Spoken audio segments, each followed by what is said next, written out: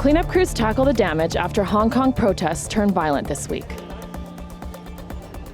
Torontonians get a peek into artists' renditions of the human brain.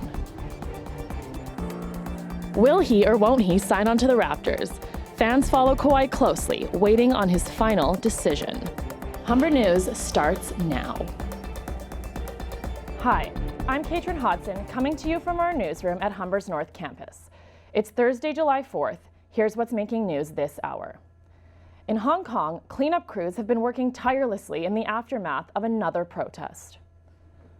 Repairs are underway on the Legislative Council complex in central Hong Kong after protesters stormed the building on Monday night. Around the area, police are clearing debris while cleaning crews continue to replace walls that were damaged in the chaos. The latest protest was in response to the now suspended extradition bill that would allow people from the city to stand trial in China under jurisdiction of the Communist Party. So far, 11 men and 1 woman have been arrested in connection to the break-in. The protest comes on the 22nd anniversary of Britain returning Hong Kong to Chinese sovereignty. In China, officials say they will no longer make a trade deal with the United States until existing tariffs are removed. President Donald Trump agreed in a meeting last week to pause the tariffs on roughly $300 billion of goods. The meeting happened at the G20 summit with Chinese President Xi Jinping, and the announcement was made today. This agreement will end the year-long trade war which introduced the tariffs. The 25% tariffs were placed on furniture, baseball caps, and other consumer goods. A Russian submarine was hit with a fatal fire on Monday, killing over a dozen sailors. Additional details have just been released. Vladimir Putin said today that the submarine was nuclear-powered. The fire was later put out and the vessel is now docked at Severomorsk, which is the main base of the Russian Northern Fleet. Sergei Shoigu, Russian Minister of Defense, declared that the nuclear reactor was completely isolated and is still functional. 14 Russian sailors died by inhaling the fumes from the fire. A memorial event was held today in St. Petersburg. Southern Japan is facing threatening floods and mudslides caused by heavy rain. So far, 1 has been confirmed dead and 4 injured.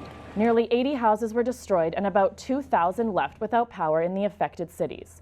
Japanese Prime Minister Shinzo Abe sent out an emergency alert warning of possible mudslides and floods to residents. The government evacuated more than 1 million people to nearby shelters.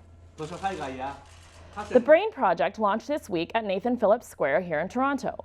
In its 4th year, the exhibit features international artists and celebrities who transform blank brain canvases into artwork intended to raise awareness and funds for dementia research.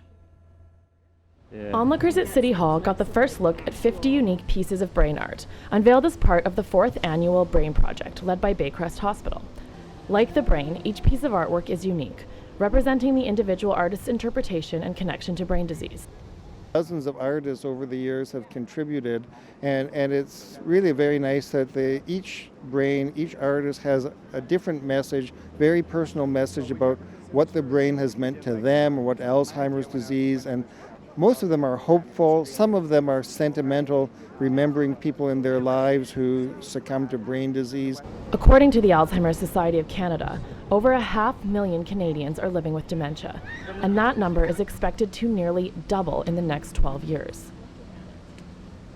Although we don't have a cure for Alzheimer's disease, there is evidence that if people did about 8 or 9 things in terms of lifestyle, that they could slow the process and maybe delay 1 to 5 years the onset of dementia. The most important lifestyle factor in slowing the progress of brain disease? Exercise. A healthy diet, minimizing stress, remaining social, and getting enough shut-eye are also among the recommendations made by the Rotman Institute at Baycrest Hospital. Mayor John Tory was on site to kick off the campaign and show his support for the cause.